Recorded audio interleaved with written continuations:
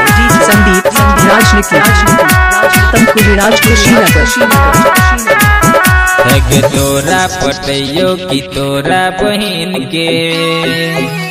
मारे छौ लाइन हो कते दिन से है तोरा पटैयो की तोरा बहन के मारे छौ लाइन हो कते दिन से समझ में नहीं आवे के कराची पसीन गे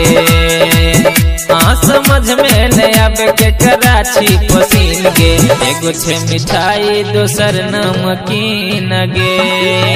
है तोरा पटैयो की तोरा बहन के मारे छौ लाइन हो कते दिन से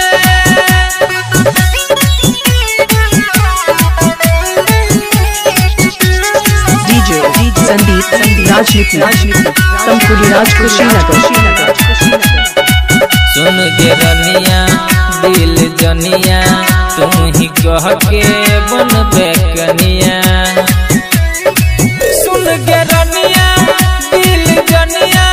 तू ही कह के बन बेकनिया देखई में छही गोरी तू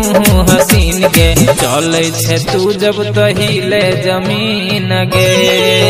है तोरा पटैयो की तोरा बहन के मारे छौ लाइन हो कते दिन से है तोरा पटैयो की तोरा बहन के मारे छौ लाइन हो कते दिन से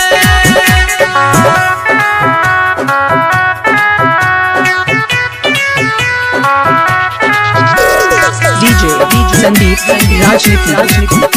गाजीपुर हारी ओम नगर